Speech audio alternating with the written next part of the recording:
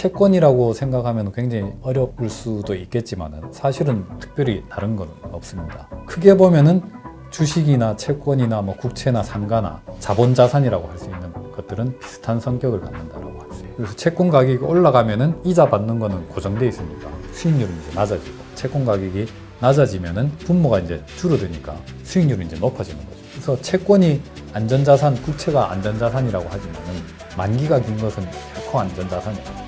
엄청나게 큰 손실을 볼 수가 있어요.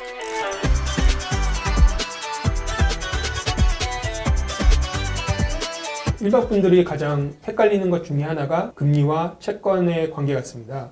그 중에서도 이제 금리하고 채권의 가격이 반대로 움직인다고 하는데요. 혹시 거기에 대해서 자세히 설명해 주실 수 있으실까요? 우리가 목돈이 생겨서 네. 은행에 예금을 들면은 예금 금리가 예를 들어서 2%다 네. 라고 한다면은 내가 100만 원을 이제 은행에 예금을 하면은 네. 1년 동안 총 이자를 100만 원이 2%에 해당하는 2만 원을 받는다는 뭐 그런 얘기죠. 내가 투자한 원금하고 네. 내가 1년 동안 받는 이자, 네. 이거를 이제 원금 분의 이자 이렇게 나누면은 네. 그게 이제 이자율 그렇죠. 또는 금리 네. 이렇게 되는데, 우리가 채권이라고 생각하면 굉장히 어려울 수도 있겠지만은 사실은 뭐 특별히 다른 건 없습니다. 상가, 네. 뭐 임대하는 거에 한번 네. 그 비유를 해보자면은 뭐 오피스텔이 될 수도 있고, 예를 들어서 상가가 있는데 연간 임대료 수입이 1,000만 원 들어오는 상가가 있다라고 네. 가정을 해보면은 월세로 뭐 한 80몇만 원 그렇게 되겠죠. 그럼 1년으로 다 합치면 1,000만 원이라고 가정할 때, 근데 이 상가 매매 가격이 지금 2억 원, 누가 2억 원 내겠다고 하면 이런 이제 상가를 팔겠다는 사람들이 좀 있다는 거예요. 2억 원 이상 준다면 당연히 이제 팔겠다는 사람이 더 많을 거고, 2억 원보다 적게 주겠다 하면은 팔겠다는 사람들이 별로 없을 텐데, 어쨌든 2억 원 정도면은 연간 1,000만 원의 임대 수입을 얻을 수 있는 상가를 살 수 있다. 그럼 내가 이제 이 상가를 2억 원 주고 사서 연간 1,000만 원 정도의 이제 임대료 수입을 벌었다라고 하면은 이 상가에 내가 이제 투자해서 얻는 수익률이 얼마냐? 2억 원 예금에서 이자 1,000만 원 받는 거하고 같은 개념이다. 뭐 그렇게 생각했을 그렇죠. 때 2억 원 분의 1,000만 원 이렇게 하면 이제 이 상가의 임대 수익률이 5%라고 할 수 있습니다. 그런데 5%라는 수익률을 굉장히 짭짤한 거지 않습니까? 그러면은 내가 지금 은행에 예금했는데 2%도 뭐 이자를 채 받지 못하는데 저 상가는 5%나 준다고 하니까 사겠다는 사람들이 이제 많을 겁니다. 그렇게 되면 이제 지금 2억 원의 매매 가격인데 사겠다는 사람들이 이제 늘어나니까 이 가격이 올라가겠죠. 그래서 예를 들어서 2억 원이던 상가 가격이 3억 원으로 올라가면은 임대료 수입은 1,000만 원 연간으로 똑같은데 매매 가격이 3억 원으로 올라간다면 누군가 이제 3억 원 주고 새로 이 상가를 샀는데 그러면 수익률이 얼마가 되겠습니까?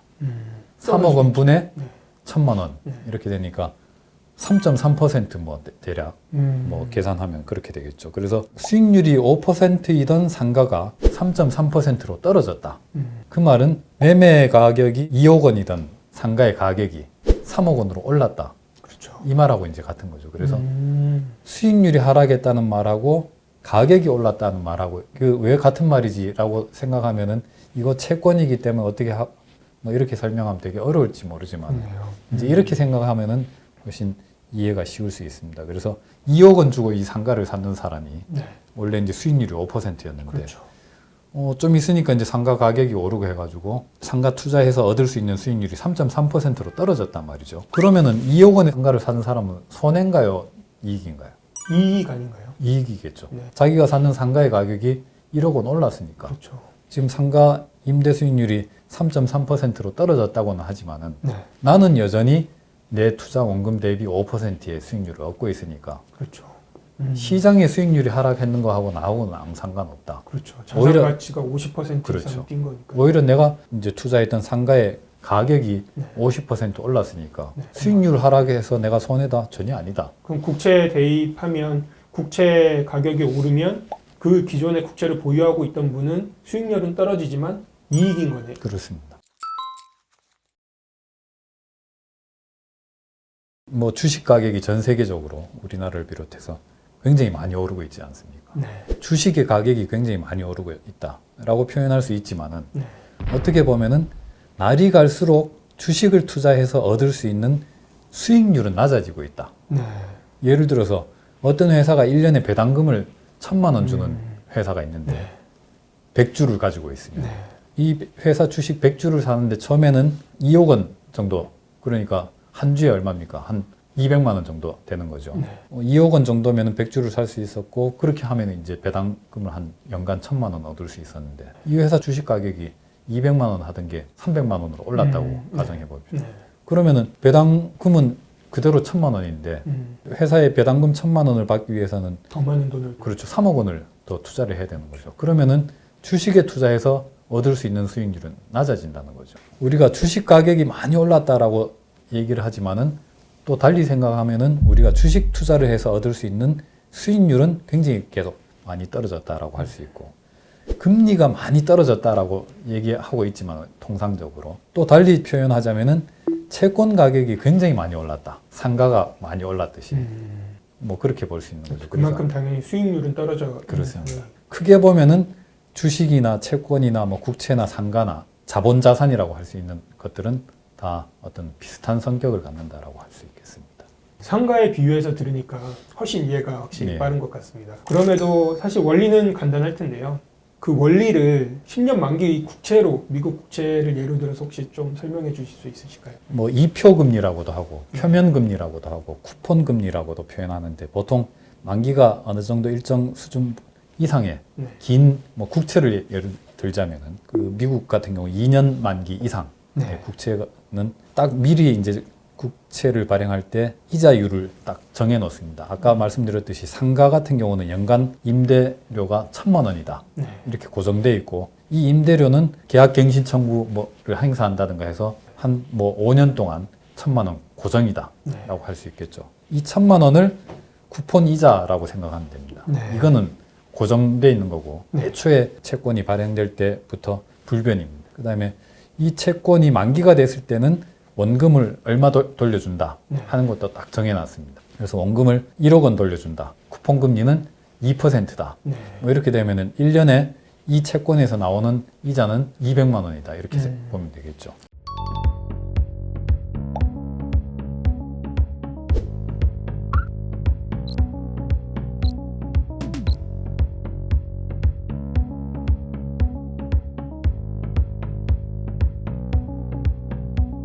미국 국채를 예로 들면 상가를 10년 단위로 딱 고정된 임대료로 계약을 했다고 그렇게 볼 수 딱 있습니다. 있겠네요. 예. 그런데 이제 임대료 수입은 고정되어 있는 거지만은 네네. 상가 가격은 계속 바뀌는 겁니다. 국채 가격도 똑같이 계속 그렇습니다. 바뀌는. 예. 왜냐하면은 경기가 막 좋고 이럴 때는 야, 나는 국채같이 고리타분하고 이자도 많이 안 주는 거는 싫어. 네, 그렇겠죠. 주식 투자하는 게 훨씬 좋겠어라고 하면은 국채의 이제 수요가 줄어들고 하니까 네. 국채 가격이 이제 떨어지겠죠. 그래서 어떤 수익률을 계산하는 데 있어서 분모에다가 매매 가격이 들어가고 분자에다가 1,000만 원, 상가 임대료 고정된 1,000만 원이 들어가지 않습니까? 그래서 분자는 고정되어 있는데 분모는 지금 시시각각 계속 바뀌는 거예요. 네. 그러면 이 이제 결과로 나오는 이 수익률도 시시각각으로 시시각각으로. 계속 바뀌는 겁니다. 그래서 분모에 해당하는 가격이 오르면은 네. 분모가 커지면 이제 나눈 값은 줄어들겠죠. 그래서 채권 가격이 올라가면은 이 쿠폰 이자 받는 거는 고정돼 있으니까 수익률은 이제 낮아지고, 채권 가격이 경기가 좋아서 나는 국채 같은 거 시시해라고 해서 채권 가격이 낮아지면은 분모가 이제 줄어드니까 수익률은 이제 높아지는 거죠. 네. 그래서 한번 찾아보니까 뭐 예를 들어서 미국 10년 만기 국채 같은 경우는 연간 쿠폰 이자가 지금 이제 고정되어 있는 게 0.875, 가격 원금은 100으로 그렇게 되어 있습니다. 쿠폰 금리가 이제 0.875%가 되겠죠. 네. 이거는 이제 원금 대비로 해서 딱 고정된 쿠폰 금리인데, 만약에 이제 이 100짜리 미국 10년 만기 국채가 99-17로 떨어진다라고 하면은 채권의 수익률은 0.875이던 것이 0.925%로 수익률이 올라갑니다. 네. 그러니까 가격이 떨어지면은 수익률이 올라가는 거죠. 임대료 수입은 고정돼 있는데 상가의 가격이 떨어지면은 내가 그 떨어진 그 상가를 사면은 수익률은 높아지겠죠. 상가 가격이 계속 더 떨어지면 이제 내가 손해 볼 수도 있겠지만, 그래서 이 가격하고 수익률, 채권도 이제 그렇게 결정된다고 할 수 있겠습니다.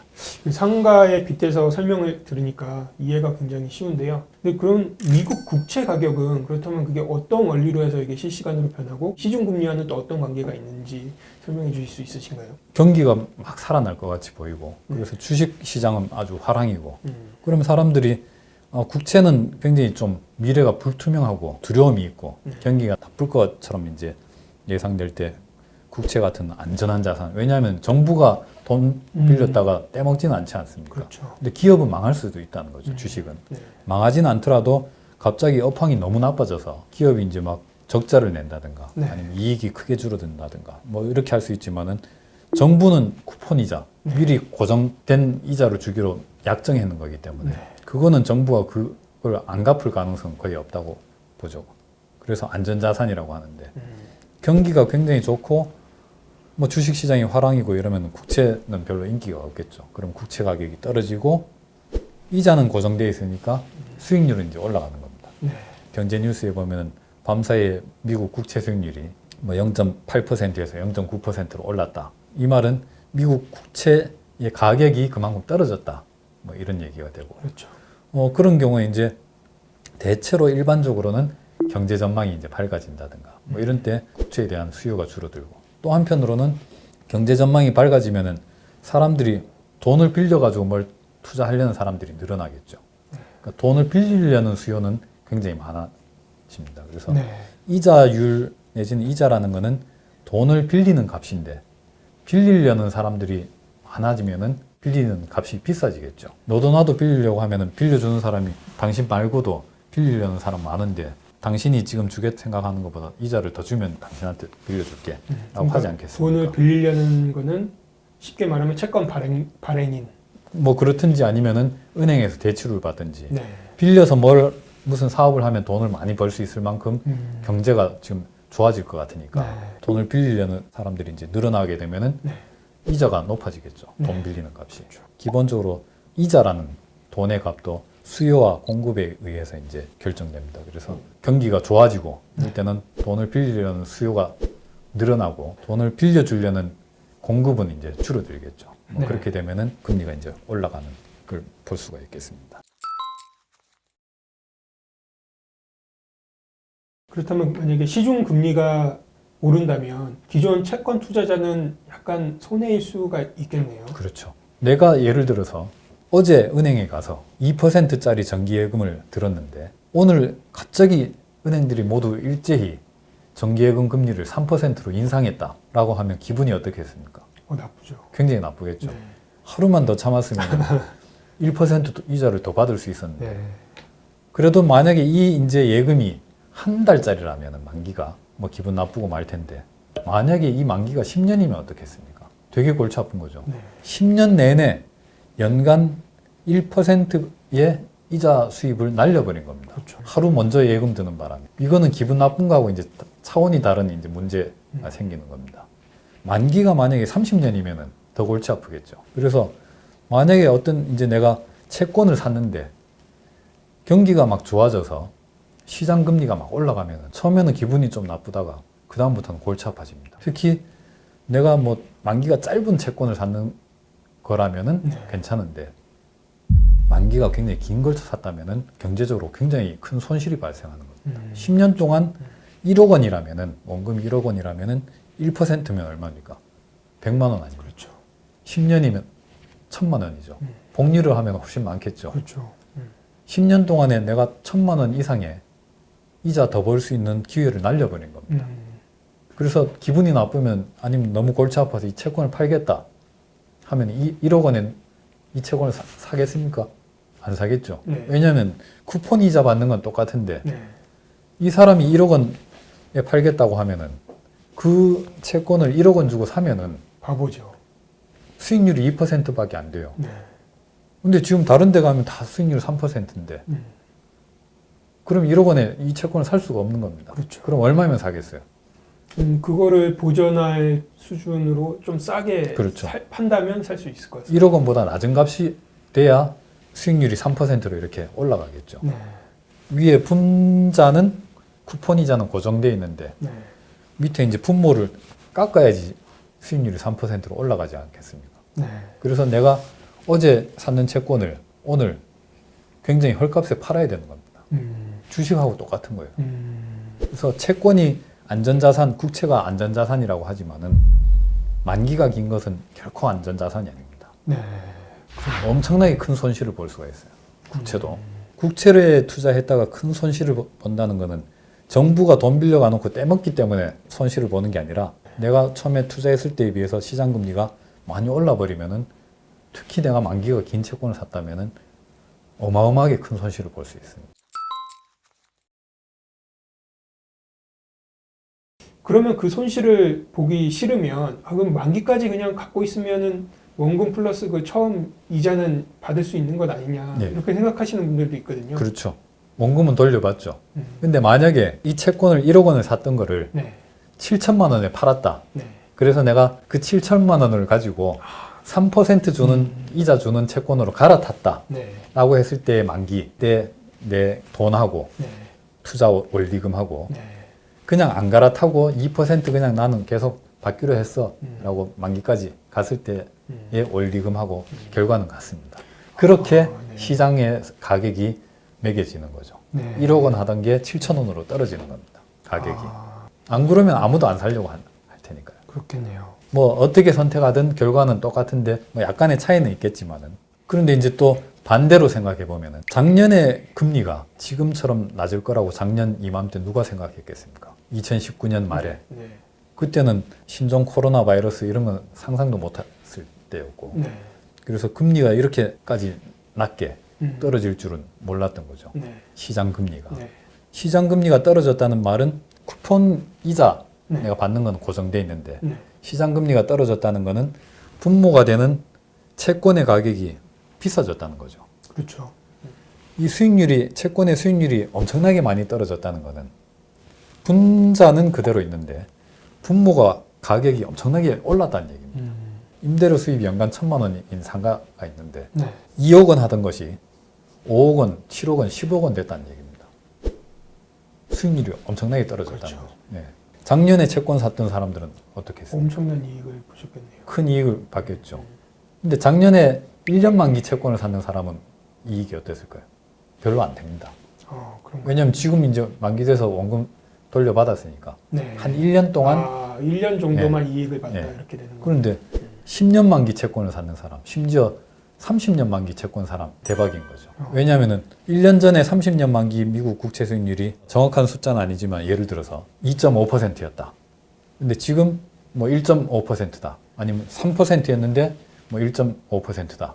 수익률이. 네. 그렇게 됐다면은 그 채권의 가격은 엄청나게 올랐는 겁니다. 네. 그러니까 1년 전에 비해서 예를 들어서 1년 전에 내가 그 채권을 샀으면은 1%의 수익률을 더 누릴 수 있었는데 네. 지금 살려면은 1년 전에 비해서 그 수익률이 1% 낮다 이거죠. 그게 30년 동안 계속 된다라고 하면은 1 곱하기 30 하면 30%지 네. 않겠습니까? 근데 이게 복리가 되니까 그보다 훨씬 차이가 많겠죠. 근데 만약에 그 30년을 보유하는 도중에 지금은 금리가 좀 낮아졌지만 다시 이제 금리가 오르게 되면 그렇게 되면 어떻게 되는 거예요? 그럴 수도 있겠죠. 근데 이제 어쨌든 지금 그 수익률이 그렇게 많이 떨어졌다는 얘기는 그 채권의 가격이 많이 올랐다는 거고 그렇다면 지금 팔아도 되겠죠. 지금처럼 아주 낮은 금리가 계속될 수는 없을 거야 네.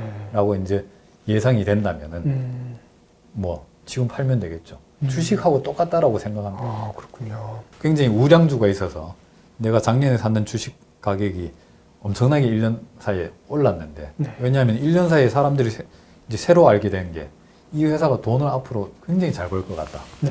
라고 생각이 새롭게 사람들이 알게 돼서 네. 그 사이에 이제 주식 가격이 엄청나게 올랐는데 내가 보기에는 이 주식이 사실은 사람들이 생각하는 것만큼 그렇게까지 돈을 잘 벌 것 같지는 않다라고 생각된다면 파는 게 좋겠죠. 근데 앞으로도 계속 잘 벌 수 있을 것 같아. 심지어는 그보다 더 많이 벌 수 있을 것 같아. 사람들이 생각하는 것보다. 네. 그럼 계속 갖고 있으면 되고 시장 금리도 예를 들어서 뭐 30년 만기 금리가 1.6%로 떨어졌는데 1.6%라는 금리는 너무 터무니없는 것이기 때문에 최소한 2% 위로는 올라갈 거야. 장기적으로도. 그러면 이 채권을 팔면 되는 겁니다. 근데 아니야 1.6%도 앞으로 경제 전망이 굉장히 암울한 걸 생각하면은 이 금리도 앞으로는 그 구경하지 못할 거야. 모든 금리가 제로가 될 거야. 유럽처럼 마이너스가 될 거야. 라고 한다면은 이 채권을 계속 갖고 있는 게 좋겠죠.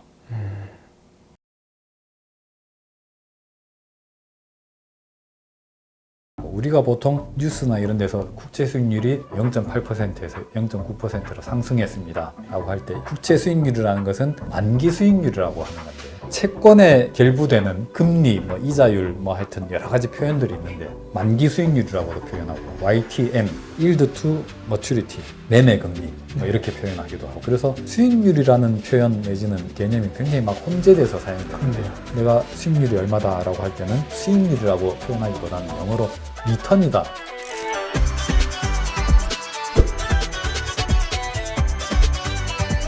주식은 일반 분들도 많이 투자할 수 있잖아요. 채권 시장도 그렇게 구성이 되어 있나요? 국채나 이런 채권 매매를 주식처럼 쉽게 할 수는 없고 보통 이제 개인 투자자라면은 펀드에 가입하는 게 용이한 방법일 거고 ETF도 그런데 아시다시피 국채의 수익률이라는 것은 대단히 낮습니다. 그 대신에 만기가 굉장히 긴 국채면은 주식에 가까워질 만큼 위험해집니다. 그 대신 만기가 길면 이자율이 그만큼 높아집니다. 그렇죠. 내가 생각하기에 앞으로 장기적으로 금리는 계속 떨어질 거야 라고 생각한다면은 만기가 굉장히 긴 국채에 주로 투자하는 펀드, ETF에 투자하면은 아무리 만기가 긴 국채라도 수익률, 이자로 벌 수 있는 돈은 크지 않겠지만은 그 국채의 가격이 올라서 벌 수 있는 돈은 많겠죠. 물론 금리가 계속 하락할 거다라는 전망이 맞는 경우에 그렇습니다. 우리가 이제 채권에 결부되는 금리, 이자율, 하여튼 여러 가지 표현들이 있는데 앞서 말씀드렸듯이 이제 쿠폰 금리라는 용어 내지는 개념이 있습니다. 표면 금리라고도 하고 이표 금리라고도 하는데 쿠폰 금리는 정해진 만기 때 돌려줄 원금, 매년 지급하는 그 이자액 이거에 의해서 딱 정해져 있습니다.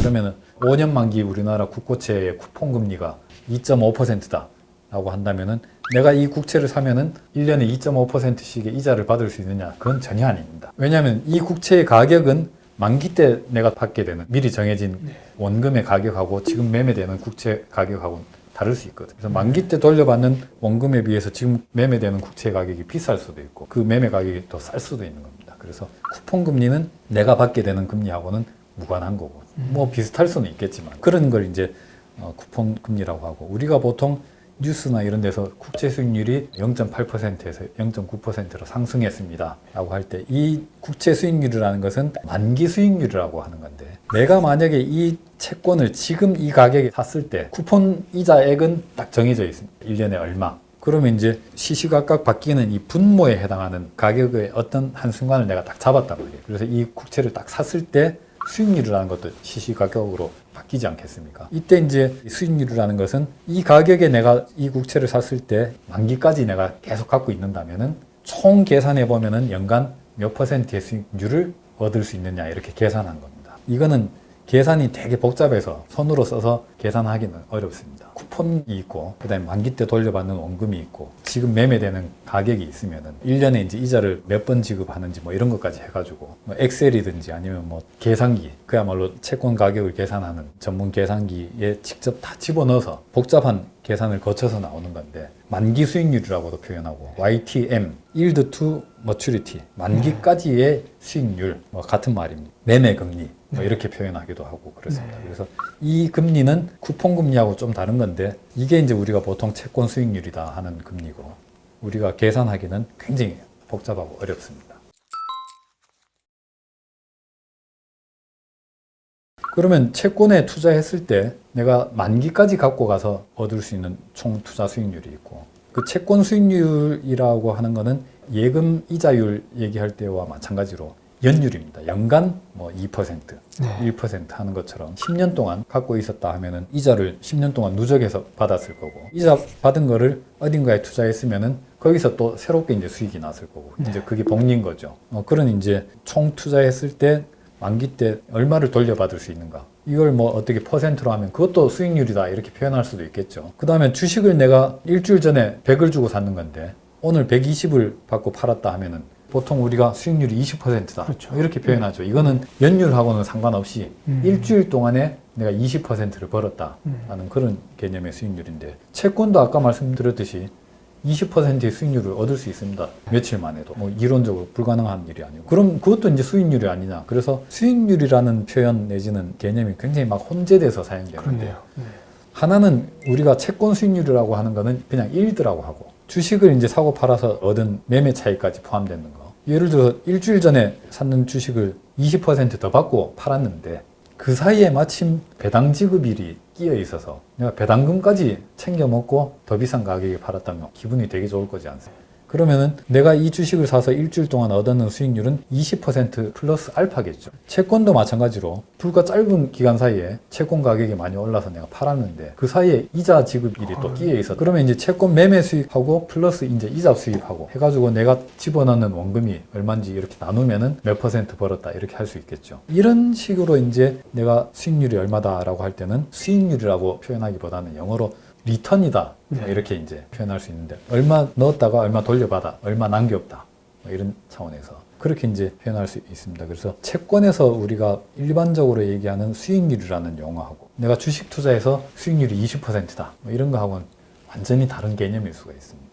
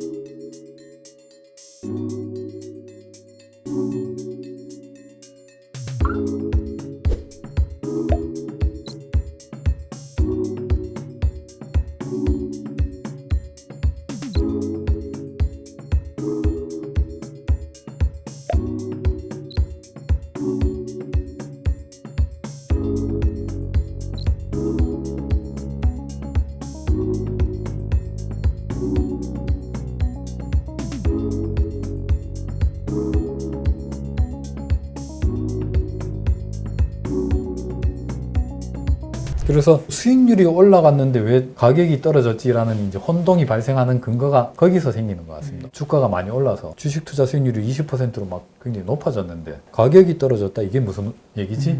그때 말하는 수익률하고 다른 개념이기 때문에 그렇습니다. 그렇군요.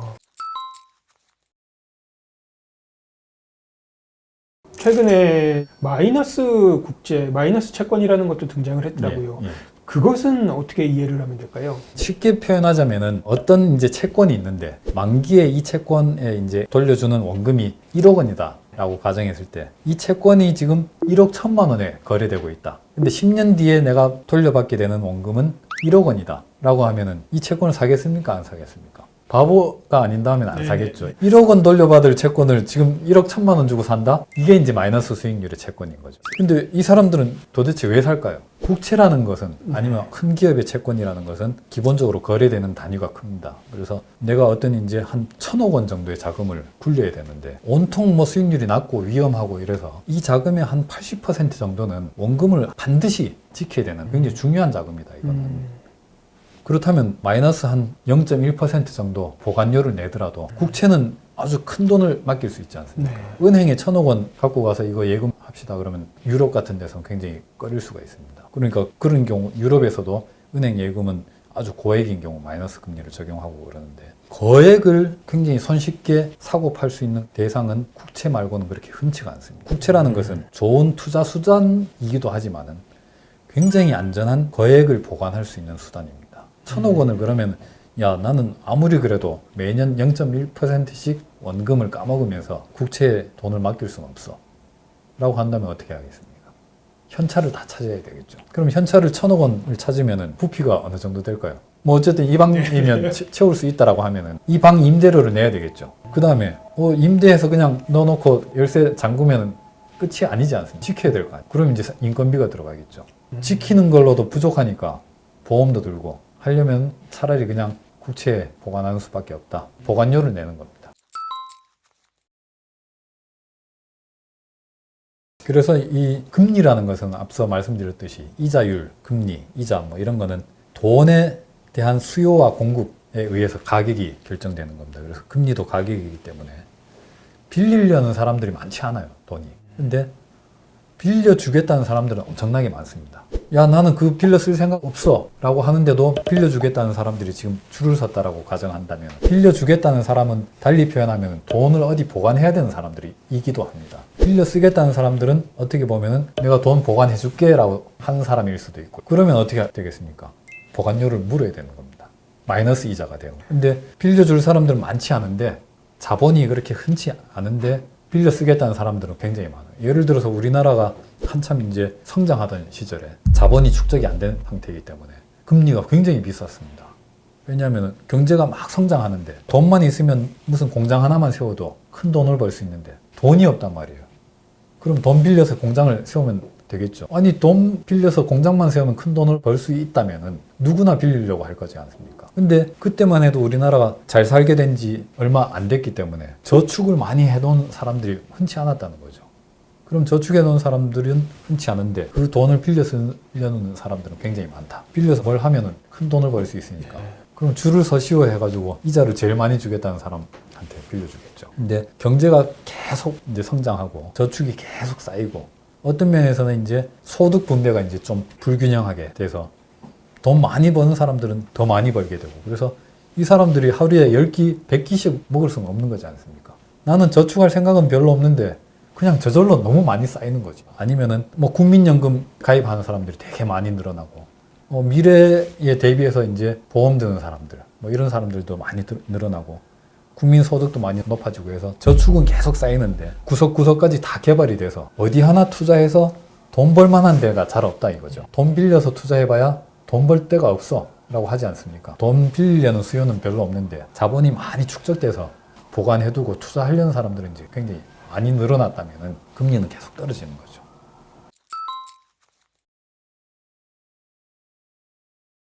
그래서 전 세계적으로 뭐 미국도 그렇고 우리나라도 마찬가지로 금리는 적어도 80년대 초 이후로 40년 가까이 하락하고 있습니다. 그 말은 채권 가격이 계속 올라가고 있고 주식 가격도 계속 올라가고 있고 자본을 보관할 수 있는 부동산 가격도 계속 올라가고 있고, 그런 이제 상태가 한 40년 가까이 되고 있습니다. 돈에 대한 수요와 공급에 의해서 또 그렇게 긴 추세가 형성된 것이죠. 금리가 떨어지는 원리도 비슷하다고 볼 수 있겠네요.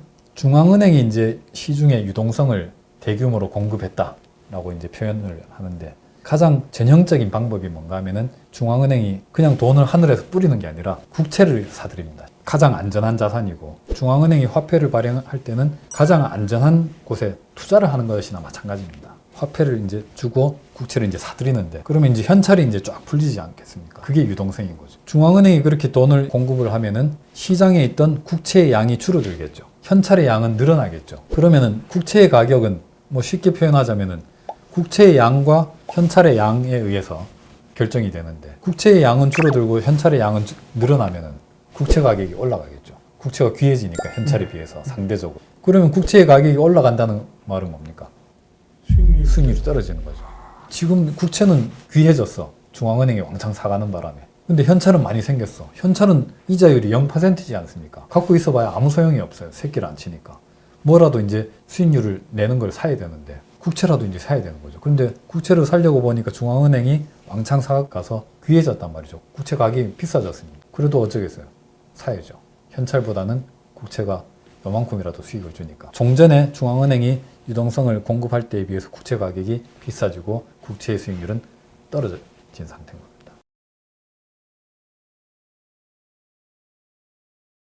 장기 채권 금리가 단기 채권 금리보다 높다라고 하는 것은 굉장히 상식적이에요. 그러면 어떤 경우에 일반적으로 가장 위험하냐? 인플레이션입니다. 중앙은행이 금리를 내리지 않은 상태에서는 단기 채권 금리는 잘 안 떨어집니다. 장기 채권 금리는 이렇게 막 내려가고 있습니다. 그러다 보면은 장단기 금리 차가 줄어들겠죠. 심지어는 이제 역전이 됩니다. 중앙은행의 통화 정책이 너무 긴축적이다 하는 신호입니다. 경기 침체가 더 빨리 올 수도 있겠죠.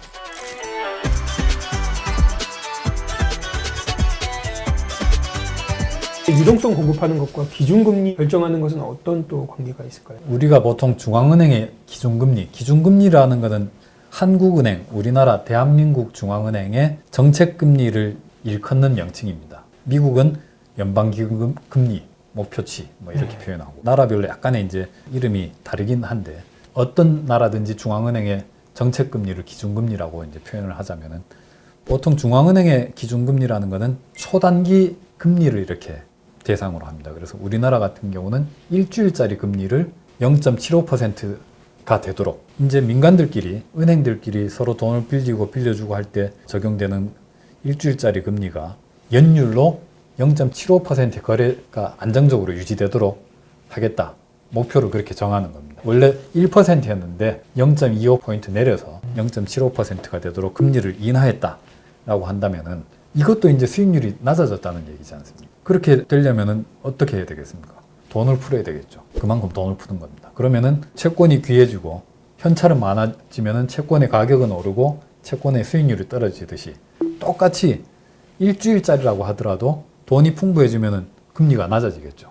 양하고 이제 그렇게 관련이 있는 겁니다. 그래서 금리를 내렸다 하는 것은 비록 이제 일주일짜리라고 하더라도 똑같은 이제 원리가 적용되는데 중앙은행이 금리를 인하할 때는 여러 가지 이제 목적이 있는데 그 중에 사람들이 예금을 하기보다는 좀 소비를 하도록 유도를 하고 예금해봐야 이제 이자로 벌 수 있는 게 별 것 없으니까 돈을 좀 쓰십시오라고 유도하는 것일 수도 있고 돈값이 싸졌으니까 빌려서 차도 좀 사고 집도 사고 기업들 같은 경우는 이제 투자를 좀 해라 빌려서라도 이제 은행 이자가 별 것 없으니까 투자해서 설비를 늘린다든가 하는 게 돈을 더 벌 수 있다.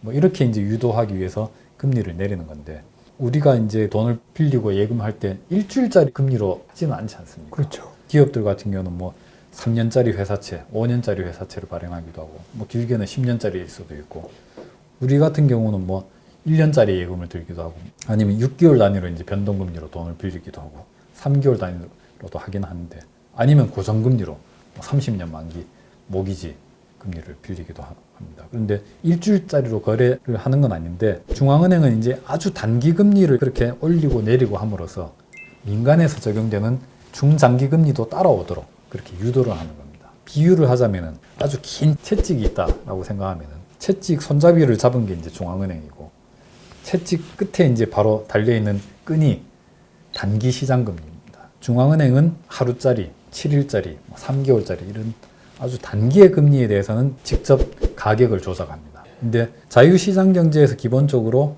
정부가 모든 가격을 이렇게 조작을 하면 안 되겠죠. 자원 배분이 왜곡될 수 있으니까.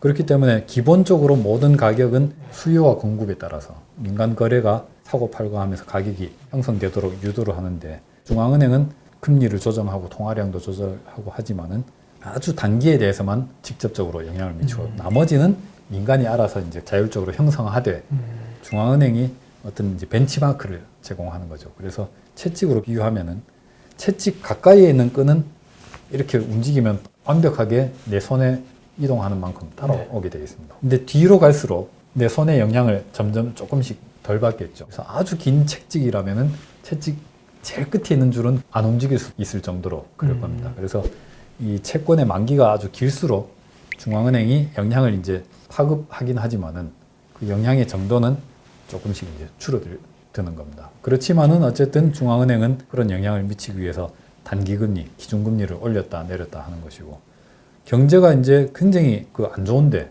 금리를 더 이상 내릴 수가 없는 상태다. 단기 금리가 0%다. 그런데도 불구하고 민간이 이제 돈을 빌려주고 빌리고 하는 이 금리에 영향을 미치고 싶다. 내리고 싶다. 라고 한다면은 이 채찍은 이제 0%에 딱 고정돼 버려서 움직이지 못하는 상태가 돼 버렸어요. 그럼 어떻게 해야 됩니까? 저 채찍 끝에 있는 줄을 직접 손으로 움직여야 되는 겁니다. 그래서 만기 10년짜리 금리, 30년짜리 금리, 5년짜리 금리도 중앙은행이 직접 움직이도록 해서 밑으로 끌어내리는 거죠. 5년 만기, 10년 만기, 30년 만기 국채를 사들이면 그 수익률이 떨어지겠죠. 채권의 가격이 올라가고. 그게 이제 양적 완화라고 하는 겁니다. 즉 양적 완화라는 것은 기본적으로 중앙은행이 조절할 수 있는 초단기 금리가 0%까지 떨어져서 더 이상 금리를 못 내리는 그런 상황에서 시장이 중장기 금리를 낮추고자 할 때는 직접 개입을 해서 그 금리를 끌어내리는 겁니다. 그게 양적 완화라고 할 수 있습니다. 단기 금리가 예. 장기 금리보다 항상 이제 비교적 낮다. 이게 역전되는 경우가 있다고 하더라고요. 예. 우리가 친구한테 돈을 빌려줄 때 내일 줄게라고 한다면은 쉽게 빌려줄 수 있겠죠. 근데 1년 뒤에 줄게라고 하면은 꺼려질 수도 있겠고 10년 뒤에 줄게라고 하면은 안 빌려줄 가능성이 높겠죠. 채권도 마찬가지로 1년짜리 내가 채권을 샀는데 금리가 많이 올라 버렸어요.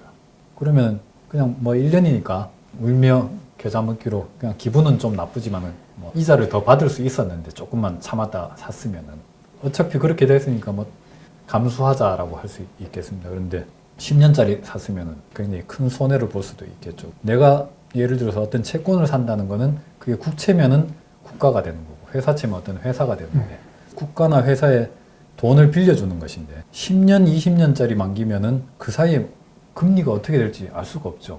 만약에 금리가 많이 올라 버리면은 골치 아픈 거니까 특히 굉장히 오랫동안 빌려주면은 그 사이에 이제 무슨 일이 발생할 확률이 높아지는 거고 그러니까 불안하니까 이자를 더 달라고 할 겁니다. 빌리는 입장에서는 내가 1년이 아니라 10년, 20년, 30년간 한 번 빌리면 중간에 갚아라는 소리 안 듣고 오랫동안 안정적으로 내가 그 돈을 쓸 수 있으니까 이자를 조금 더 주더라도 길게 빌리는 게 더 나을 수도 있겠죠. 뭐 그런 것처럼 장기 채권 금리가 단기 채권 금리보다 높다라고 하는 것은 굉장히 상식적이에요. 장기 채권이 이제 그러면 어떤 경우에 일반적으로 가장 위험하냐? 인플레이션입니다. 예를 들어서 내가 2%짜리 예금을 들었는데 1년 만기로 1,000만 원을 넣어서 1년 뒤에 1,000만 원 플러스 2%. 그래서 20만 원을 이제 이자를 벌었어요. 근데 1년 사이에 물가가 10% 올라버렸어요. 그러면 이 1,000만 원 주고 살 수 있었던 게 1년 뒤에는 1,100만 원 줘야지 살 수 있다는 거죠. 그러면 내가 이자 20만 원 벌었는 게 이게 손해본 겁니다. 사실은. 그래서 돈을 빌려주는 입장에서 제일 걱정되는 거는 인플레이션일 겁니다. 물가가 막 올라버리면 빌려준 이 원금, 자본의 구매력, 가치가 훼손되니까 만약에 물가가 많이 오를 것 같다면 금리를 많이 달라고 할 거고 2%로는 턱도 없다 할 거죠. 뭐 10몇 % 달라고 해야 될 겁니다. 물가가 10% 오를 것 같다면. 물가가 5% 오를 것 같다라고 한다면은 5% 이상 달라고 하겠죠, 아무래도. 1년짜리 같으면은 이제 물가가 10% 올라 버리더라도 2%의 이자만 받고 이제 빌려준 돈이 짧은 손해일 수 있습니다. 그런데 10년, 30년 빌려줬는데 받는 이자율보다 물가 상승률이 훨씬 높다면 이거는 거의 망하는 거지 않습니까? 그렇죠. 돈을 거의 뭐 날리는 거나 마찬가지니까. 길게 빌려주는 채권일수록 인플레이션 전망이 바뀌는 데 따라서 굉장히 민감하게 움직입니다. 인플레이션이 막 높아지는 분위기다 하면은 장단기 금리 차가 이제 늘어나고 인플레이션이 오히려 막 떨어질 것 같다라면 장단기 금리 차가 줄어들고 경제 전망이 이제 막 밝아진다 라고 한다면은 중앙은행이 이제 금리를 막 올리겠네 라고 생각이 되겠죠.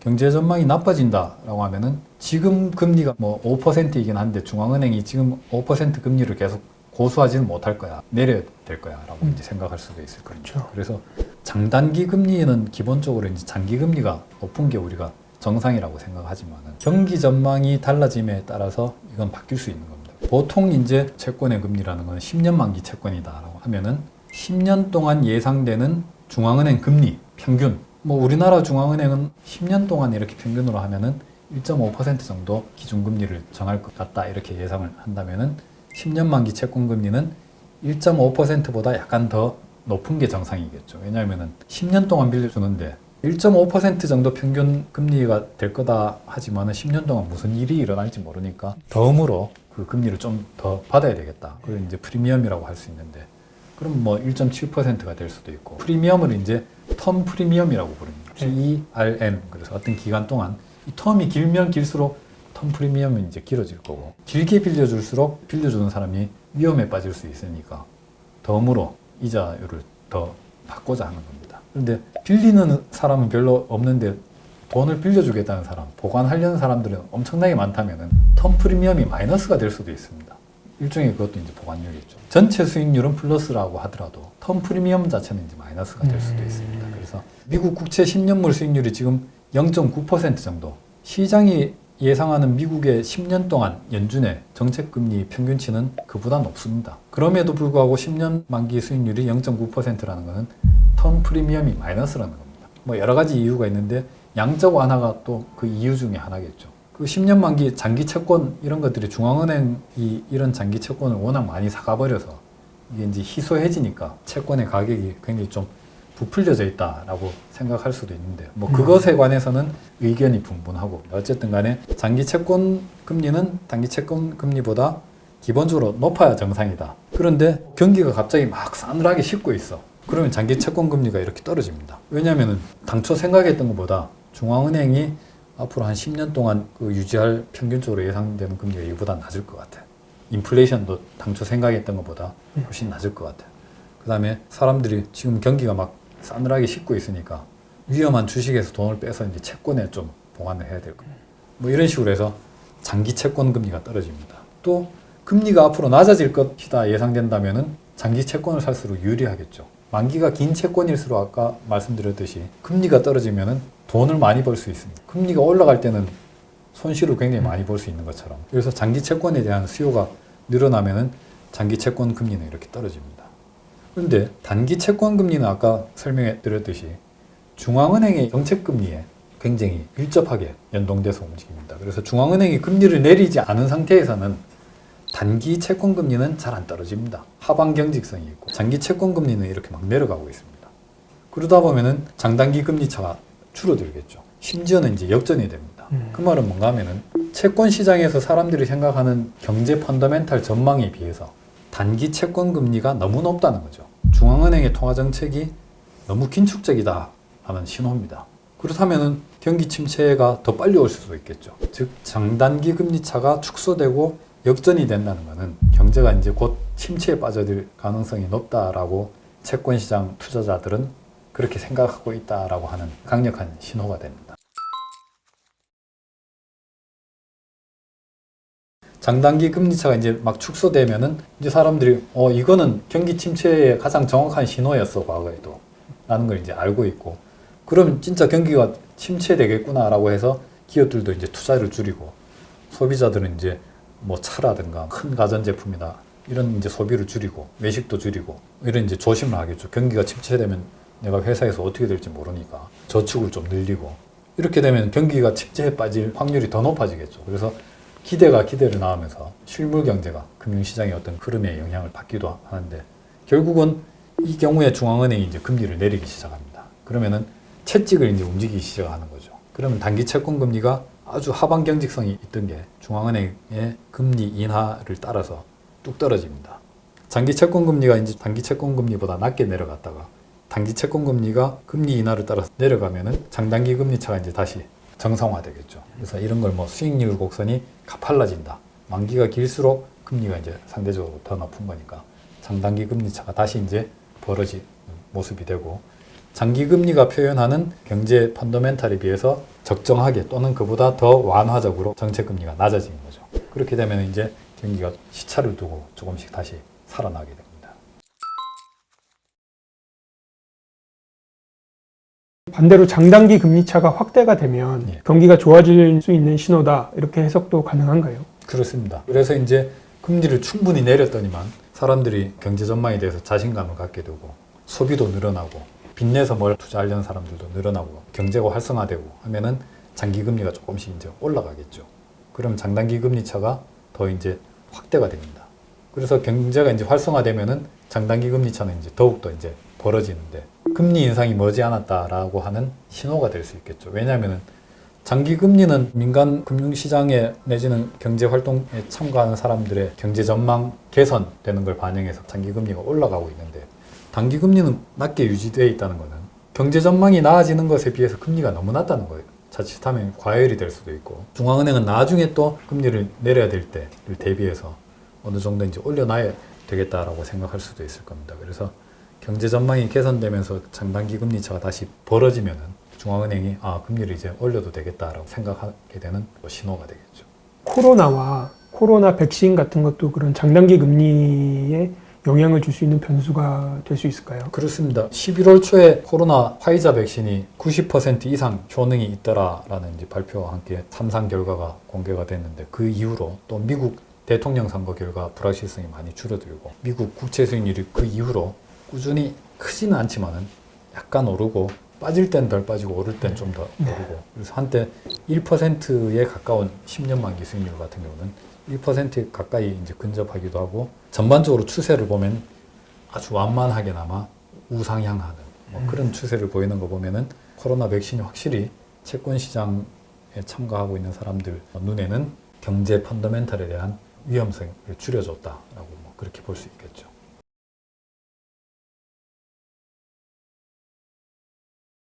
채권과 주식은 서로 경쟁하는 관계인데, 채권 수익률 7, 8% 되겠다라고 하면 주식 투자하겠습니까? 채권 투자하겠습니까? 중앙은행이 금리를 대폭 낮추면 주식의 매력이 상대적으로 높아집니다. 채권의 일드가 뚝 떨어져서 주식의 일드가 매력적으로 보이고, 저를 비롯해서 시장에 참가하는 많은 사람들이 금리 인상은 아직 멀었다라고 생각하는데, 중앙은행이 보기에 아닌 것 같아요. 금리를 이제 좀 올릴 때를 생각해야 될 시기가 왔다라고 한다면은 분명히 신호를 줍니다.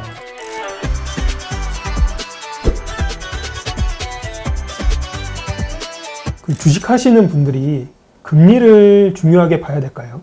그렇습니다. 지난 3월에 코로나 바이러스 팬데믹 때문에 전 세계 금융시장이 아주 폭락했는데, 그 이후로 굉장히 가파르게 상승했습니다. 왜 그런가 하면은 중앙은행이 굉장히 적극적으로 개입해서 금리를 다 떨어뜨리니까 돈의 가치에 비해서 금융자산의 가치가 상대적으로 싸 보이게 되니까, 금융자산, 주식이든 아니면 주택이든 돈으로 살 수 있는 가격들은 다 이제 상대적으로 싼 것처럼 보이게 된 거죠. 돈의 가치, 현금의 가치라는 거는 금리로 표현되는데, 그냥 나는 돈을 갖고 있을 거야, 그래서 은행에 예금할 거야 해봐야 거의 제로밖에 안 되는 이자율을 만들었기 때문에, 그렇다면 차라리 회사채를 사든지 정크본드를 사든지, 중앙은행이 금리를 대폭 낮추면 당연히 주식의 매력이 상대적으로 높아집니다. 주식을 살까 채권을 살까 고민을 하고 있는데, 채권 수익률이 한 7, 8% 되겠다라고 하면 주식 투자하겠습니까? 채권 투자하겠습니까? 그만큼 이제 채권하고 주식이 서로 경쟁하는 투자 대상이다라고 했을 때, 국채는 안전하지 않습니까? 매년 지급하는 이자액이 고정되어 있어요.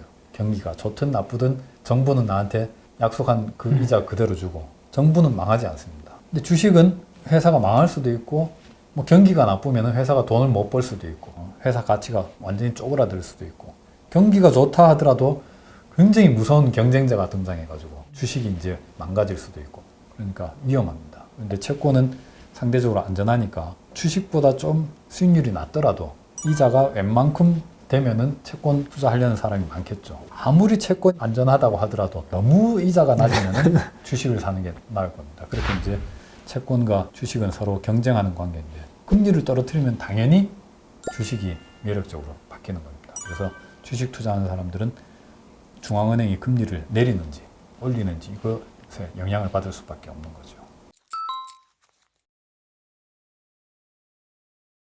그럼 국채 수익률하고 주식 수익률을 따로 구분을 할 수가 있을까요?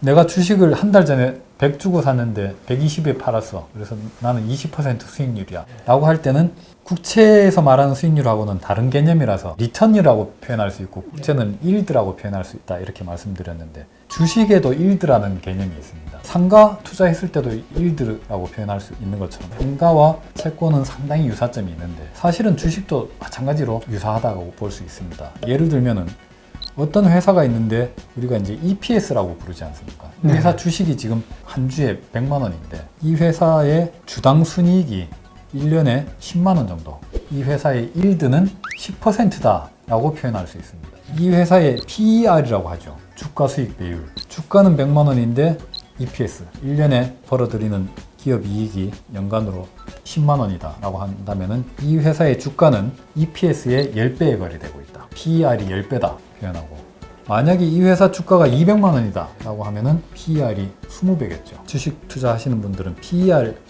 개념, 그 다음에 EPS라는 개념을 익숙하실 텐데, 이거를 이제 뒤집어서 보면은 이 회사가 1년에 한 주에 10만 원씩 번다. 이 회사 주식을 사려면 지금 100만 원이다. 그러면 이 회사 주식을 사서 내가 기대할 수 있는 일드는 10%입니다. 물론 이 회사가 그 10만 원을 벌어서 배당금을 다 주지 않더라도 회사에 남겨놓으면은 그건 내 돈이다 이거죠. 이건 주식회사니까. 그 회사가 이제 남겨둔 돈으로 또 투자해서 돈을 벌면 또 나한테 돌려줄 거고, 주식을 이제 영어로 쉐어라고 하지 않습니까? 그래서 주식회사라는 거는 주식회사에 투자를 하면은 그 회사의 일정 부분 지분을 내가 차지하는 거고, 그 회사 재산에 그만큼을 이제 나눠 가지는 것이나 마찬가지죠. 이 회사가 버는 EPS는 다 주주인 내가 번 것이다 라고 생각해도 큰 무리가 없을 겁니다. 채권에서 말하는 이자, 쿠폰이자, 부동산, 임대용 부동산에서 나오는 연간 임대 수익, 그것과 마찬가지로 EPS가 10만 원이다 라고 한다면은 내가 이 회사 주식을 100만 원 주고 샀다면은 10%의 주식의 일드를 버는 겁니다. 만약에 이 회사 이제 주식이 200만 원으로 올랐다 그러면 이제 일드가 5%로 낮아지는 거죠. 코스피의 평균적인 일드를 계산해 보니까 한 10%더라. 근데 지금 시장의 금리가, 채권 금리가 10% 가까이 하다가 2%로 뚝 떨어졌다 라고 하면 채권 투자에서는 2%밖에 못 버는데 이 주식 시장의 일드는 10%다. 그러면은 굉장히 매력적이에요. 그래서 그런 식으로 이제 비교를 해서 투자하는 방법도 있겠습니다. 주식도 그런 식으로 해서 수익률, 일드라는 개념을 가질 수 있겠는데, 채권 내 일드가 뚝 떨어져서 주식의 일드가 매력적으로 보이고, 주식을 더 많이 사게 돼서 주가가 오르게 된다면은 이 회사가 1년 동안 버는 수입은 그대로인데 주가가 올랐다. 그러면 이제 일드가 떨어지겠죠. 그래서 주가가 100만 원 하던 게 200만 원으로 바뀌었다 하면은 PER이 20배로 높아지고 이 주식의 일드는 5%로 떨어지는 겁니다. 2% 일드를 주는 채권보다는 5%가 더 매력적이다라고 생각할 수도 있겠죠. 근데 또 한편으로는 아니야, 그거는 매력적일 수가 없어. 왜? 채권 2% 이거는 굉장히 안전한 수익률인데 정부는 망하지 않고 경기를 타지 않으니까. 근데 이건 주식이기 때문에 이 5% 항상 준다는 보장은 없는 거죠. 그렇죠. 3%포인트의 일드를 이 주식이 더 제공하지만은 과연 이 3%포인트의 덤으로 주는 일드가 충분한가, 부족한가, 이것은 이제 사람마다 좀 다를 것이고, 이 3%포인트를 주식의 위험 프리미엄이다, 에쿼티 리스크 프리미엄이라고 해서 뭐 ERP라고도 표현하는데, 주식이 위험하니까 거기에 이제 막 맞춰서 덤으로 버퍼를 주는 겁니다. 회사채 금리와 국채 금리는 차이가 있겠죠. 똑같은 5년 만기 채권이라고 하더라도 금리가 같다면 어떤 채권을 사는 게 낫겠습니까? 당연히 국채를 사야 되겠죠. 회사채는 상대적으로 위험할 수 있으니까. 그렇죠. 회사채 중에서도 굉장히 이제 그 신용도가 낮은 정크본드도 있을 거고, 그럼 똑같은 만기라고 하더라도 국채 수익률보다 높아야 되지 않겠습니까? 국채 수익률이 2%라면은 일반적인 신용등급이 높은 회사채는 뭐 3%가 돼야 될 거고, 신용등급이 아주 낮은 정크본드인 경우는 뭐 7%, 8% 나야 사람들이 사겠죠. 비유를 하자면. 그런 것과 마찬가지로 주식도 그런 이제 리스크 프리미엄, 덤을 더 수익률을 더 제공해야 되는 겁니다. 그런데 주식과 채권은 서로 이제 경쟁하는 관계고, 주식이 설사 프리미엄 일들을 더 제공한다고 하더라도 채권의 수익률이 계속 떨어진다면은 주식의 수익률도 같이 떨어질 수밖에 없겠죠. 경쟁자 수익률이 떨어지니까. 주식의 가격이 계속 올라간다는 것은 채권의 가격이 계속 올라간다는 것과 마찬가지고, 채권의 금리가 계속 떨어져 와서 지난 수십 년간, 이란 말은 채권의 가격이 지난 수십 년간 계속 올라왔다는 것과 같은 말이고, 주식의 가격이 계속 지금 오르고 있어 라는 말은 주식의 일드가 계속 떨어지고 있다, 주식의 PER이 계속 높아지고 있다.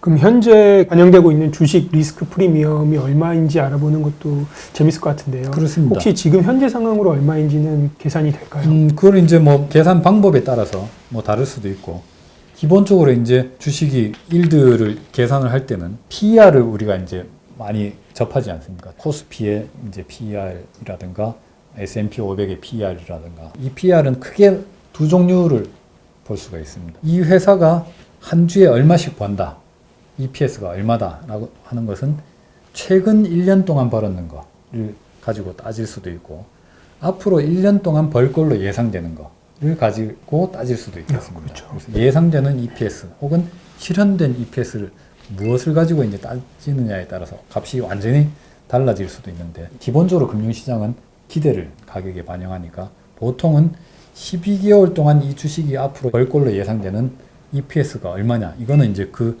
주식을 커버하는 애널리스트들이 경쟁적으로 분석을 해서 EPS 전망치를 내놓습니다. 코스피 안에 있는 수백 개 종목들이 그런 평균이 나올 수 있겠습니다. 그래서 코스피에 내지는 코스피 200의 평균 이제 EPS가 나올 거고 코스피 200의 이제 평균 주당 가격이 나올 거고 그렇게 이제 나누면은 코스피 200의 이제 예상되는 EPS를 토대로 한 PER이 나오겠죠. 그걸 뒤집으면은 코스피의 이제 예상되는 일드가 나올 거고 뭐 그렇게 이제 S&P도 마찬가지로 12개월 예상되는 EPS를 토대로 현재 가격을 가지고 이제 일드를 구해보면은 지금 현재 S&P 500의 수익률은 3.827% 12월 21일 현재 그렇습니다. 그런데 12월 21일 현재 미국 10년 만기 국채 수익률은 0.933%. 그러면 이제 S&P 500이 얼마의 일들을 더 주는가 하면은 2.893% 프리미엄 덤의 일들을 더 주는 거죠. 2.893%가 그래서 S&P 500의 현재 리스크 프리미엄입니다. 보통 이제 10년 만기 국채 수익률을 기준으로 이렇게 삼으면 되는데 10년 만기 국채 수익률을 기준으로 하는 것보다 뭐 다른 기준으로 정해야 되겠다라고 한다든가 아니면 주식의 수익률을 쪼개 볼 때 얼마의 리스크 프리미엄이 제공되는가는 미국 국채 10년 만기 국채 수익률 말고 다른 이제 지표를 삼는 거에 따라서 완전히 또 달라질 수도 있겠죠. 그런데 일반적으로 보는 벤치마크다. 이건 무위험 수익률이다라고 하는 걸 따져본다면 그렇습니다. 주식 투자하시는 분들이 가장 사실은 많은 관심을 가지실 게 금리 전망일 것 같습니다. 현실장님께서는 혹시 금리 인상 시기를 언제쯤으로 예측하고 계신지 알 수 있을까요? 기본적으로 이제 중앙은행들이 갈수록 금리를 언제 조절을 할 것인지에 관해서 많은 힌트를 줍니다. 그걸 이제 커뮤니케이션을 강화한다, 뭐 이렇게 표현을 합니다. 시장 참여자들이 금리가 언제 어떤 식으로 변경될 것인가 미리 정확하게 합리적으로 기대를 형성할 수 있도록 기본적인 지침을 주는데 뭐 선제 지침, 선제 안내, 포워드 가이던스 뭐 이런 식으로 이제 표현을 하죠. 그런 이제 기준에 따르면은 미국 중앙은행 같은 경우는 언제 어떤 경우에 어떤 환경이 되면은 금리를 올리겠다 뭐 이런 걸 표현을 하는데 기본적으로는 이제 미국 중앙은행 같은 경우는 인플레이션 이제 중심에 놓고 그래서 2% 목표를 달성하고도 2%보다 조금 웃도는 인플레이션이 유지될 것 같다라고 판단될 때 그때 금리를 올리겠다라고 미리 약속을 해놨습니다. 인플레이션이 이제 추세적으로 쭉 올라가는 것 같다. 앞으로도 계속 그런 추세를 보일 것 같다라고 한다면은 금리 인상이 점점 다가오고 있구나 라고 생각할 수 있겠죠. 그런데 인플레이션을 전망하는 데 있어서 예를 들어서 코로나 팬데믹 때문에 식당들이 많이 망했는데 백신이 이제 많이 보급돼 가지고 사람들이 외식도 하러 나오고 했는데 식당이 많이 사라지고 없어요. 식당 종업원 구하기가 굉장히 어려워졌고 뭐 그렇다면은 외식비가 비싸지겠죠. 중앙은행이 보기에 이거는 지속 가능한 인플레이션은 아닌 것 같다.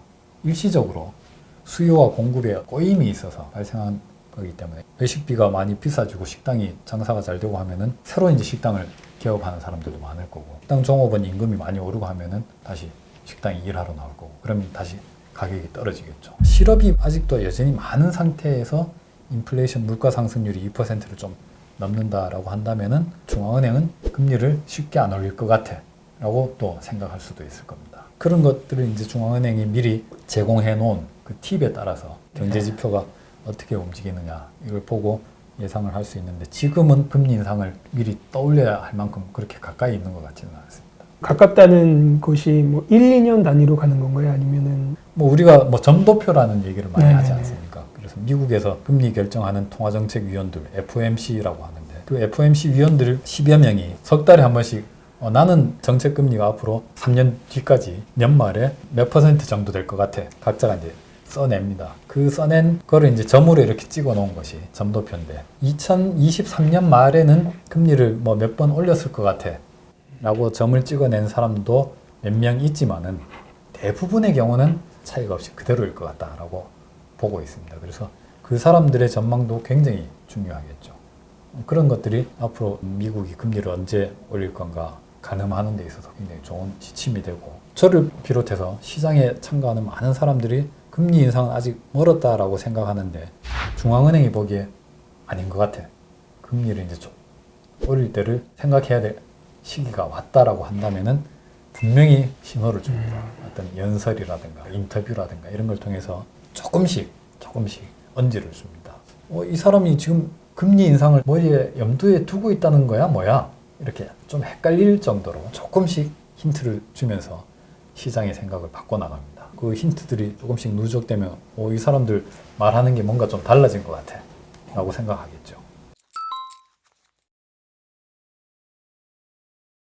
그럼 지금 금리 수준, 이 수준이 조금 더 간다고 보고 가정을 했을 때 지금 금리 수준과 비교하면 지금의 주가 수준은 적정하다고 보시나요? 주가 수준에 대해서는 제가 뭐 적정한가 비싼가 판단할 입장은 아닌데, 금리가 아주 낮고 또 중요한 거는 금리가 낮으냐 높으냐 그보다 더 중요한 것이 언제까지 이 금리가 계속 유지될 건가, 굉장히 장기간 유지될 것이다 라는 예상, 기대, 이게 굉장히 중요한데, 왜냐하면 주식이든 아니면 다른 이제 그 금융시장에 돈을 빌려서 투자하는 사람들이 굉장히 많습니다. 단기로 돈을 빌려서 어디 이제 투자를 하면은 더 높은 수익을 이제 계속 낼 수가 있는데, 레버리지를 높일수록 수익률을 높일 수가 있습니다. 만약에 굉장히 장기간에 걸쳐서 금리가 지금 수준으로 유지될 것이다 라고 한다면은 단기로 금리를 빌려서 매일매일 갚고 다시 빌리고 하는 식으로 하면은 단기 금리는 훨씬 싸니까 장기 금리에 비해서 아주 짧은 금리로 만기로 해서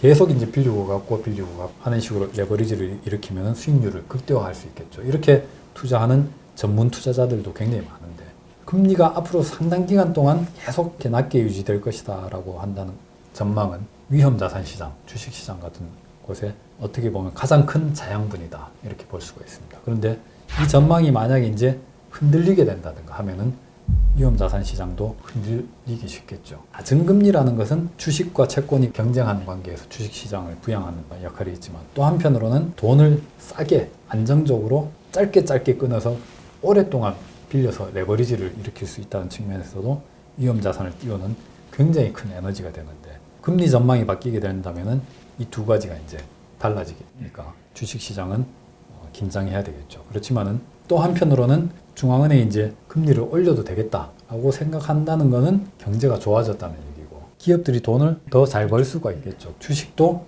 적정 가치가 더 높아지는 거고, EPS 전망도 높아지니까 주식의 일드도 높아지는 거고, 채권의 일드가 높아지더라도 주식의 일드도 같이 높아진다면은 별 타격이 없겠죠. 그렇지만은 단기적으로 큰 요동이 있을 수 있습니다. 2013년에 이른바 테이퍼 텐트럼, 테이퍼 발작이라고 하는 것도 중앙은행이 계속 매달, 지금 현재는 미국 중앙은행이 1200억 달러씩 매달 채권을 사들이고 있습니다. 그 당시에는 어떤 일정에게 채권을 사들여서 매달 그만큼 본원통화를 공급을 했는데, 갑자기 바꾸겠다라고 힌트를 주니까 시장이 아주 난리가 났죠. 주식 같은 위험자산 시장에는 뭔가 안정적으로 계속 유지된다라는 것 자체는 굉장히 큰 호재입니다. 반대로 주가가 오르면 거기에 따라서 금리도 오를 가능성이 있게 되는 건가요? 그렇습니다. 주가가 오른다는 것은 경제가 굉장히 앞으로 더 좋아진다라는 전망이 있는 경우에 주가가 많이 오르지 않겠습니까? 그러면은 경제가 앞으로 굉장히 좋아진다라고 한다는 것은 금리도 이제 상승하는, 그래서 주식 가격이 올라가는 경우에는 채권의 가격은 떨어지는, 서로 이제 반대 방향으로 가는. 주식은 위험 자산이고 채권은 국채는 안전 자산이니까 사람들이 나는 채권 안 사고 위험 자산을 살래, 그런 경우겠죠. 경제가 밝아 보인다면. 그래서 금리가 일방적으로 주식의 가격에 영향을 미치기만 하는 게 아니라, 또 반대로 이제 주식이 채권의 가격에 영향을 미치기도 하고, 제3의 어떤 경제 전망, 이것이 이제 주식 가격과 채권 가격에 서로 상이한 그런 영향을 미칠 수도 있습니다. 어쨌든 금리가 막 이제 다시 오르기 시작하면서 주가가 계속 너무 많이 떨어진다면은 통화 정책이 너무 긴축적이다, 이렇게 볼 수도 있겠죠. 주식이 오르면서 이제 금리도 같이 오른다 하면은 이건 기본적으로는 경제 펀더멘탈과 관련된, 금리가 올라서 주가가 떨어지는 것과는 조금 다른 거겠죠. 펀더멘탈이 어떤 결정 요소가 되느냐, 아니면은 통화정책의 긴축이 결정 요소가 되느냐. 금리가 떨어지면서 주가가 오른다는 것은 통화정책이 완화적으로 바뀌면서 주식시장에 영향을 받는다. 그래서 금리가 주식을 이제 좌우할 때는 정책의 영향, 주식이 금리를 좌우할 때는 어떤 제3의 경제 펀더멘털과 관련된 현상이다. 그렇게 볼 수가 있겠습니다.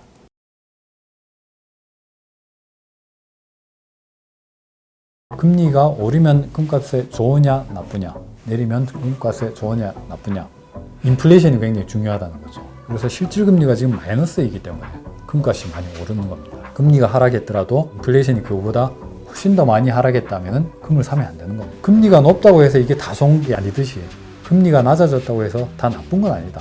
달러가 떨어졌는 환경에서 금값이 오르는 거라면 우리가 따라서 샀다가는 손해볼 수도 있는 겁니다. 오히려 국내에 원화 자산에 투자하는 것이 더 유리할 수도 있겠죠.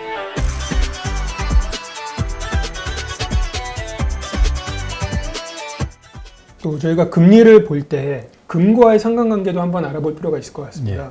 금리와 금의 관계는 어떻게 될까요? 예를 들어서 은행에 가면은 이자를 10% 준다라고 하면은 예금을 하겠습니까? 금을 사겠습니까? 예금을 하겠죠. 100만 원 넣으면은 1년 뒤에 110만 원을 주는. 근데 예금 금리가 10%라고는 하지만은 인플레이션이 20%나 된다. 이자율이 2%인데 물가 상승률이 10%면은 2% 이자 받아봐요. 모자라는 거죠. 은행 예금 금리가 아무리 10%로 높다 한들 인플레이션이 만약에 20%다라고 하면은 예금을 하겠습니까? 금을 사겠습니까? 금 사는 게 낫겠죠. 금은 1년 뒤에도 그대로 있지만은 내가 은행에 넣는 예금은 100만 원 넣는 게 1년 뒤에 설사 110만 원이라고 하지만은 1년 뒤에 100만 원으로 살 수 있었던 물건을 120만 원 주고 사야 된다면은 1년 뒤에 내가 은행에서 돌려받는 110만 원으로는 모자라는 거지 않습니까? 그러니까 내 아무리 10%의 이자라고 한들 그 이자가 많은지 적은지는 알 수가 없는 겁니다. 그래서 그 이자가 많은지 적은지를 알려면은 물가 상승률까지 알아야 되겠죠. 근데 요즘은 워낙 물가 상승률이 안정적이기 때문에 굳이 안 따져도 별 문제는 없지만은 물가 상승률이 굉장히 높아진다면은 완전히 얘기가 달라질 겁니다. 특히 1970년대처럼 그렇게 물가가 많이 오른 때에는 지금 은행에서 지금 주겠다는 이자율이 적절한지 좀 계산을 해봐야 됩니다. 다 갉아먹을 수 있으니까 이자를. 네. 그래서 이자율, 금리, 수익률 이런 것들은 기본적으로 그 안에 인플레이션 전망이 이렇게 녹아 있습니다. 내가 은행에 예금했는데 이자율이 10%다. 근데 그 1년 동안의 물가 상승률이 5%다. 5%는 물가가 오른 거로 그냥 사라지는 겁니다. 실질적으로 얻는 수익률은 5%겠죠. 물가 상승률이 2%라면은 실질적으로 얻는 수익률은 8%가 될 거고, 이걸 이제 실질 수익률 또는 뭐 실질 금리라고 하는데, 이거는 어떤 눈에 보이는 게 아니라 이렇게 계산을 해서 개념적으로 머릿속에 있는 겁니다. 그래서 인플레이션이 굉장히 높을 때 은행에 돈을 예금을 한다든가 채권에 투자했을 때 실질 수익률이 마이너스가 되는 경우가 허다해집니다. 지금도 미국 국채 수익률이 0.9% 정도 되는데 팬데믹 때문에 경제 침체로 인해서 인플레이션이 많이 낮아졌다고 하지만은 0.9%보단 미국 물가 상승률이 높거든요. 그렇기 때문에 미국 국채 10년물 0.9% 수익률에 내가 샀다면은 실질 개념으로는 손해를 본. 그렇다면은 금을 사는 게 낫겠죠. 그래서 실질 금리가 지금 마이너스이기 때문에 금값이 많이 오르는 겁니다. 실질 금리가 설사 플러스라고 하더라도 계속 떨어진다면은 금을 보유하는 데 따르는 비용이 줄어드는 겁니다. 은행에 예금하면 실질적으로 한 5%의 내가 수익률을 얻을 수 있다면 굳이 금을 안 살 겁니다. 그런데 금이라는 거는 굉장히 뭔가 문제가 있을 때 보험처럼 사용할 수 있는 안전자산이다. 예를 들어서 전쟁이나 화폐는 거의 휴지 쪽이 되고 피난을 가야 되는데 금붙이라도 이렇게 좀 쪼개서 그렇죠. 팔면은 쌀을 살 수 있고 이제 땔감을 얻을 수 있다면은 금이 필요하겠죠. 그런 차원에서 금을 내가 이제 갖고 싶은데 금을 이제 갖고 있으면은 은행에 예금했을 때에 비해서 얻는 게 하나도 없단 말이에요. 금은 이자를 안 주지 않습니다. 금을 투자한다는 거는 그만큼 기회 비용이 생깁니다. 이자율이라고 생각할 수 있고, 금리가 하락한다는, 엄밀히 말하면 실질 금리가 하락한다는 것은 금에 투자하는 데 따르는 기회 비용이 많이 줄어든다는 겁니다. 금을 사도 손해는 안 보고 보험료가 싸진다는 것이죠. 그래서 금리가 하락하는 환경은 기본적으로 금시장의 호재다라고 볼 수 있는데, 금리가 하락한다는 게 과연 어떤 의미인가 하는 것은 역시 따져봐야 됩니다. 인플레이션이 굉장히 중요하다는 거죠. 예를 들어서 금리가 5%일 때 인플레이션이 4%였어요. 근데 금리가 이제 3%로 떨어졌습니다. 인플레이션은 0%가 됐단 말이에요. 금리가 5%일 때 인플레이션이 4%였다면 실질로 내가 얻을 수 있는 금리는 1%였는데 그렇죠. 금리가 3%로 낮아졌는데 인플레이션은 0%다. 그럼 실질로 얻을 수 있는 수익률은 3%로 오히려 높아졌단 말이죠. 네. 금리가 5%에서 3%로 낮아졌다고 하더라도 실질 금리는 1%에서 3%로 높아졌단 말입니다. 즉, 금매에 투자했을 때 나한테 발생하는 기회 비용이 1%에서 오히려 3%로 높아졌다는 겁니다. 금리가 높다고 해서 이게 다 좋은 게 아니듯이 금리가 낮아졌다고 해서 다 나쁜 건 아니다. 중요한 것은 인플레이션이 굉장히 중요한 건데 금리가 하락했더라도 인플레이션이 그거보다 훨씬 더 많이 하락했다면 금을 사면 안 되는 겁니다. 왜냐하면 실질금리가 높아졌기 때문에. 그래서 그런 경우에는 실제로 금값이 떨어집니다. 시장금리가 하락했더라도. 시장금리가 상승했더라도 설사 인플레이션이 그거보다 훨씬 많이 상승했다면 오히려 실질금리는 떨어졌겠죠. 그때는 오히려 금값이 오릅니다. 금리가 오르면 금값에 좋으냐 나쁘냐, 내리면 금값에 좋으냐 나쁘냐, 인플레이션을 봐야 된다. 실질금리를 계산해 봐야 된다. 들여다봐야 된다 하는 게 더 정확한 답일 수 있겠습니다. 보통 금을 인플레이션 해지 수단이라고 사람들이 그렇습니다. 많이 말씀하시더라고요. 그게 가장 정확한 표현이라고 봅니다. 그거는 인플레이션이 높아지는 것을 해지한다라고 보면 돼요. 그렇습니다. 인플레이션이 막 뛰어올라서 내가 은행에 예금했거나 채권에 투자했거나 이런 내 자산의 가치가 막 떨어지지 않습니까? 금은 실물 자산이기 때문에 1년 뒤에도 마찬가지고 10년 뒤에도 그대로 있는 실물 자산이기 때문에 인플레이션이 높아질 때는 실물 자산에 투자하는 것이 맞습니다. 왜냐하면 인플레이션이라는 말은 달리 표현하자면 실물 자산의 가격이 올라가고 있다는 겁니다. 금은 인플레이션에 해지하는 수단이고, 그래서 금리가 상승하는 경우라도 인플레이션이 그보다 훨씬 많이 오르는 경우에는 실질금리가 떨어지기 때문에 실물 자산에 투자하는 데 들어가는 비용이 줄어드는 것이라고 할 수가 있습니다. 금이 안전자산이다 라고 표현하는 것은 어폐가 있을 수 있는데, 금이 안전자산 역할을 하는 경우도 있고 위험자산 역할을 하는 경우도 있습니다. 만약에 경기가 전망이 어두워지고 경기 침체가 되는 상황이라면 금을 사야 되겠네? 금은 안전자산이니까 라고 생각한다면 손해볼 수가 있습니다. 경기가 막 침체가 되는 환경에서는 인플레이션이 막 떨어지니까 금이라는 실물자산 그 매력이 없어지는 것이죠. 실물자산이라는 것은 기본적으로 경제 전망이 좋을 때 가치를 발휘하는 것이기 때문에 실질금리가 높아지는 환경에서도 금은 어느 정도 오를 수가 있습니다. 또한 원자재이기 때문에 경기가 좋고 성장도 좋고 인플레도 굉장히 높아지는 그런 환경에서는 금값은 오릅니다. 달러 환율과 금 가격의 상관관계도 있을까요? 보통 이제 금 1온스에 1,800달러 뭐 이렇게 표시하지 않습니까? 달러 1달러에 1,100원 이렇게 표시하는 것과 마찬가지로 환율이라고 볼 수 있습니다. 금 1온스를 기준으로 해서 달러의 환율이라고 할 수 있습니다. 달러의 가치가 떨어지면은 금의 상대 가치가 올라갑니다. 달러 가치가 떨어질 때는 금 1온스의 가격이 2,000달러, 2,500달러 이렇게 올라갈 수가 있습니다. 그런데 달러 가치가 떨어져서 금값이 올라가는 환경, 달러 가치는 그대로인데 금값이 올라가는 환경하고 구분해야 됩니다. 예를 들어서 우리나라 달러원 환율이 1,100원 하던 것이 1,000원으로 떨어졌다. 이것은 달러가 하락했는 것일 수도 있고 원화가 상승했는 것일 수도 있습니다. 달러가 전반적으로 다른 모든 통화들에 대해서 다 같이 하락하는 경우도 있고, 우리나라 경제가 유별나게 특히 더 잘 돼서 원화가 올라가는 경우도 있습니다. 그렇지만 똑같이 현상은 1,100원 하던 환율이 1,000원으로 떨어지는 것처럼 1,800달러 하던 금값이 2,000달러로 오른다면은 이게 금이 오른 것일 수도 있고 달러가 떨어지는 것일 수도 있습니다. 그래서 만약에 달러가 떨어지는 영향으로 인해서 금값이 올랐다면은 우리나라 사람들이 그 금에 투자했을 때는 손해로 볼 수도 있습니다. 금도 오르지만은 원화도 오르지 않겠습니까? 금보다 원화가 더 많이 오를 수도 있는데 달러가 떨어졌다는 것은 금도 오르고 원화도 오른다는 겁니다. 달러가 떨어졌는 환경에서 금값이 오르는 거라면은 우리가 따라서 샀다가는 손해 볼 수도 있는 겁니다. 전반적으로 달러 시세가 하락하는 환경에서는 오히려 국내 원화 자산에 투자하는 것이 더 유리할 수도 있겠죠.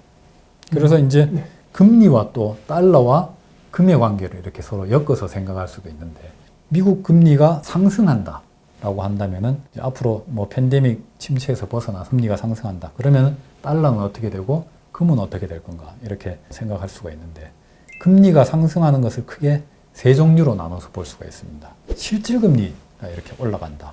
성장 전망이 밝아지고 실질금리가 올라간다라고 한다면은 아무래도 이거는 금 가격에는 악재가 됩니다.